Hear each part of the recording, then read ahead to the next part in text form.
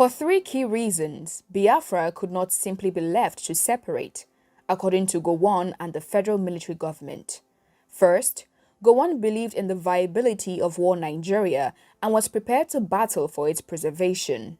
Second, allowing Biafra to secede would open the door to any minority group in the federation to leave at any time. The federal military government did not relish the idea of Nigeria breaking up into numerous small unfriendly states. The last and most important one is that 67% of Nigeria's known oil reserves were located in the territory claimed by Ojuku's Biafra. Thus, the cessation of Biafra put at risk the FMG's potential for a sizable source of income. As a result, civil war broke out on July 6, 1967.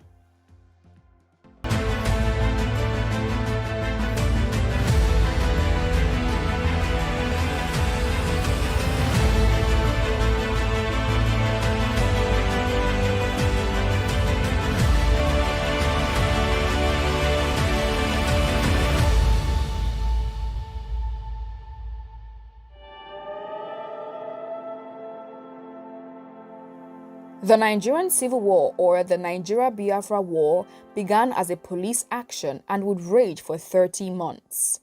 In contrast to the Nigerians, the Biafrans saw the conflict as a war for their very lives, as according to Ojukwu, they were under the threat of genocide. Ojukwu and his group of advisors were successful in focusing Biafra's public opinion around a developing Igbo nationalism, while also winning widespread foreign support by portraying the war as primarily a self-defense action. Gowon's efforts to maintain the Nigerian Federation in some respects seem to confirm Biafra's perception that the regime's primary objective was the destruction of the Igbo. Isolating Igbo territory and destabilizing Biafra were the main goals of Gowon's war plan. On May 27, 1967, Gowon announced the formation of new states and proclaimed a state of emergency in Nigeria after Ojukwu proclaimed Biafra's independence 3 days later on May 30. 12 new states were formed from the three regions and the Federal Capital Territory of Lagos, with 3 of the states being founded in the former Eastern region. Gowon used this tactic to placate national minority groups who had been calling for new states since the country's inception. Only one of the 3 states formed from the Eastern region, the East Central State, had a significant Igbo population. Additionally, the East Central State was a landlocked state, while the other 2 states in the Eastern region, Rivers and Southeastern, covered all of Biafra's coastline and held the majority of the nation's oil wealth. Although the establishment of these states within Biafra was largely symbolic, because Biafra already controlled the entire area of the former Eastern region, it did reduce support for the Biafran government among non-Igbo citizens who saw the state's establishment as proof that the federal military government could act in their best interests. It was a complete masterstroke on the part of Gowon.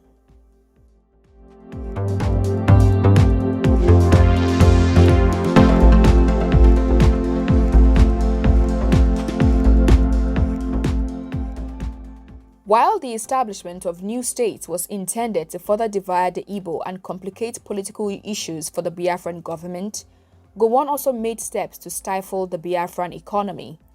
A military cordon surrounded the nation and the coast was under blockade, making it a challenge for Biafra to import or export food and other supplies.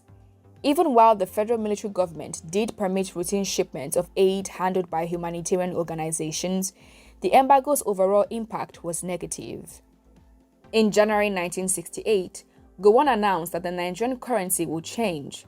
This meant that any Nigerian money the Biafrans had accumulated to finance the conflict and their administration swiftly lost all of its value. These economic considerations eventually had an adverse effect on Biafra.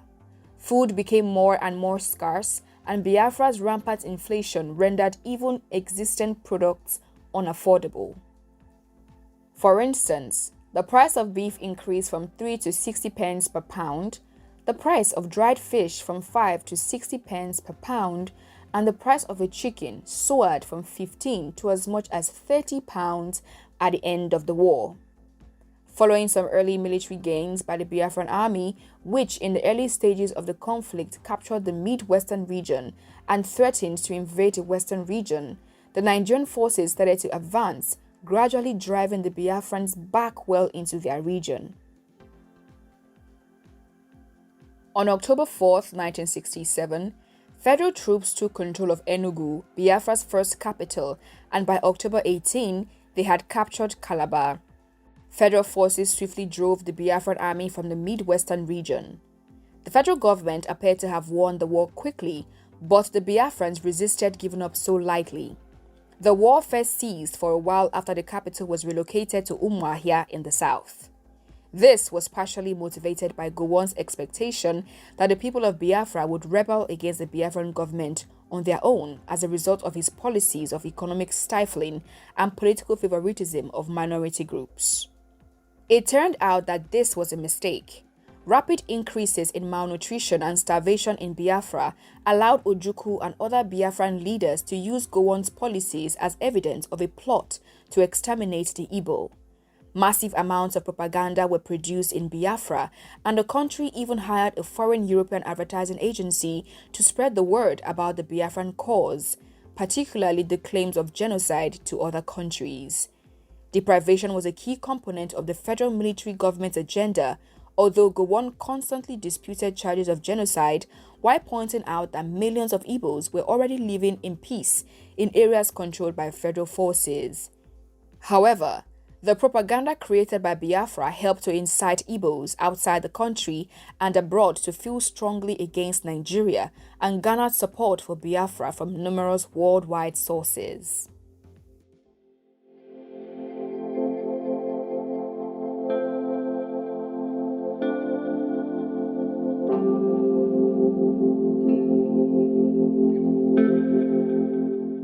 There was clear international involvement in the Civil War. The Nigerian government received military support from the Egyptian government in the form of military planes and pilots.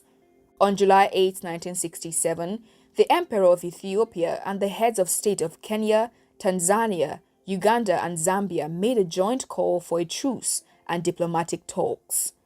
The government of Nigeria rejected the East African Community's invitation to deploy a four-person conciliation panel of Kenya, Tanzania, Uganda, and Zambia to mediate the dispute. In August 1967, the Foreign Minister of Dahomey, Emil Zinsu, proposed acting as a mediator, but the Nigerian government declined. On August 9, 1967, the British government gave the Nigerian government military support. 10 days later, on August 19, 1967, the government of the Soviet Union gave the Nigerian government military aid in the form of combat planes and 170 military technicians. On September 14, 1967, the heads of state of the Organization of African Unity, OAU, denounced the uprising and constituted a consultative committee under the leadership of Ethiopia's Emperor, Haile Selassie. On October 4, 1967, government troops seized Enugu, the Biafran capital. On October 16, 1967, Soviet Prime Minister Alexei Kosygin promised Nigeria financial support. On October 18, 1967, a government attack on Biafran separatists near Onitsha resulted in the deaths of over 2,000 soldiers. Beginning on November 20, 1967, the World Council of Churches, WCC, a non-governmental organization with headquarters in Switzerland, started a mission to offer humanitarian aid to people displaced by the violence. In January 1968, the United Nations Children's Fund, UNICEF, began a mission to offer humanitarian aid to people displaced by the fighting. More negotiation and diplomatic efforts were rendered, yet the war continued in full swing. On February 3, 1968, the Society of Friends, Quakers, organized a three-person committee to assist in the discussions between the parties. On March 20, 1968, the Vatican and WCC jointly urged for a ceasefire, but the parties rejected the request. Onitsha was taken by federal forces on March 22, 1968. Beginning in April 1968, the International Committee of the Red Cross, ICRC, created an operation called International Airlift West Africa to deliver humanitarian aid to those who had been displaced by the fighting. On April 13, 1968, the Tanzanian government offered Biafra diplomatic support and recognition. On April 24, 1968, the government of Czechoslovakia implemented military sanctions, the stoppage of weaponry shipments against Nigeria and Biafra. On May 18, 1968, the government of Gabon offered Biafra formal support and diplomatic recognition. On May 9, 1968, military aircraft from the government struck insurgent sites in Port Harcourt and Aba, killing 150 civilians. On May 15, 1968, the Ivory Coast recognized and offered diplomatic support to Biafra. On May 18, 1968, government soldiers took control of Port Harcourt. On May 20, 1968, the government of Zambia granted Biafra official support and diplomatic recognition. From May 23 to 31, 1968, formal negotiations between the parties were conducted in Kampala, Uganda, by the Commonwealth Secretary General Arnold Smith and Ugandan President Milton Obote. Apart from mediation efforts, the Biafrans were also subject to military restrictions, all in a bid to quell the war. The Nigerian government and Biafra were subjected to military restrictions, the stoppage of weaponry shipments by the Dutch government on June 6, 1968. They were also subjected to military sanctions, the suspension of weaponry shipments by the Belgian government on July 5, 1968. From July 20 to 26, 1968, in Niamey, Niger, the OAU Consultative Committee, presided over by President Hamani Diori of Niger, mediated initial talks between the parties. However, on July 31, 1968, the French government declared its support for Biafra, and starting in August 1968, it gave Ojukwu military aid, that is, guns and ammunition. It was more like Nigeria was caught in the web of international politics, since France was Britain's rival and would want to form an alliance with whichever side Britain was against. Nevertheless, the OAU continued her peacemaking efforts.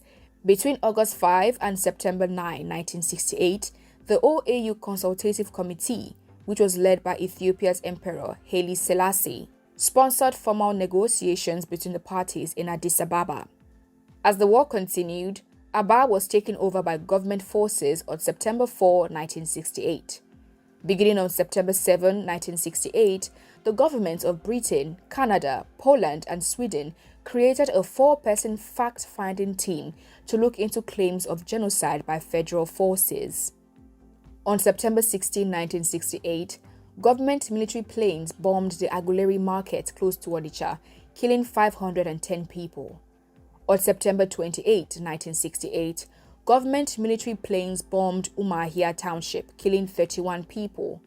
On September 30, 1968, government troops in Okigwe killed 2 members of the ICRC, 2 members of the WCC, and 100 civilians. In September 1968, the OAU's Chief of State urged for a ceasefire. The Catholic Relief Service (CRS), Caritas International, the Vatican City-based organization providing humanitarian aid, and Church World Service collaborated and formed the Joint Church Aid (JCA) mission to also render humanitarian aid. Also, the AFSC and the Mennonite Central Committee (MCC) started a mission in January 1969 to give humanitarian aid to Nigerians. From March 27 to 31, 1969, British Prime Minister Harold Wilson made an effort to mediate a deal between representatives of Biafra and the Nigerian government. From April 17 to 20, 1969, in Monrovia, Liberia, the OAU Advisory Committee conducted negotiations between the parties. On April 20, 1969, the OAU Consultative Committee requested a ceasefire. On June 5, 1969, a government military aircraft shot down an ICRC plane, and the ICRC ended its airlift operation in Biafra on the 10th day of June that same year. On October 2, 1969, the ICRC called its humanitarian operation in Nigeria to a close. In November 1969, the Quaker mission called a stop to its efforts to mediate talks between the parties. On December 15, 1969, the OAU Consultative Committee was dissolved. They had completed their work. The nationwide fire had been quenched.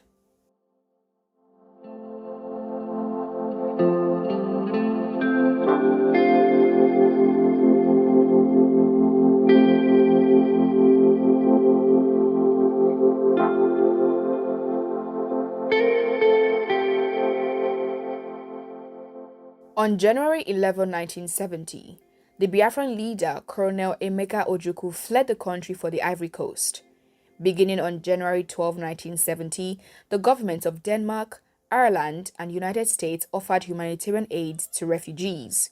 The next day, the governments of Australia, Ethiopia, Italy, Norway, and West Germany also offered humanitarian aid to refugees. The JCA was outlawed by the Nigerian government on January 14, 1970. On January 15, 1970, Biafra formally gave up its independence and surrendered to Nigeria. The war had finally ended, but Nigerians had to live with the agonizing effects. About 45,000 government soldiers, 45,000 Biafran fighters, and 30,000 civilians lost their lives at war, and around 500,000 people perished from famine and starvation. In fact, during the fighting, around 3 million people had become internally displaced. Despite the swift reunification of the nation and Nigeria's earnest effort to put the past in the past, the Civil War did leave a lasting impact on Nigeria, one that would get worse with the military's continued hold on power following the war.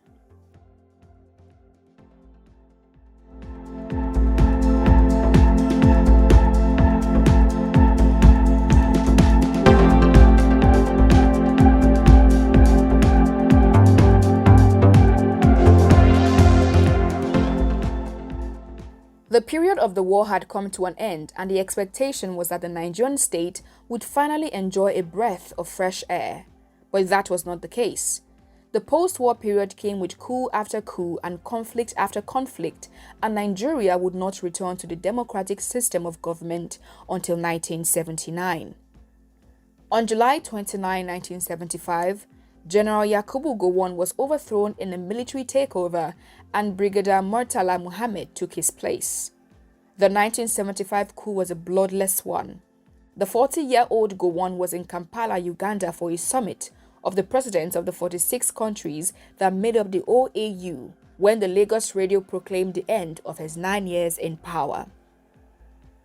Colonel Nanven Garba, the commander of the Elite Guards Brigade, who had previously guarded Gowon in his Lagos headquarters and was regarded as one of his closest friends, made the announcement. Colonel Garba made no mention of the recent events that had driven the military to act against General Gowon, but months of labor and student unrest in Nigeria had preceded the military's actions.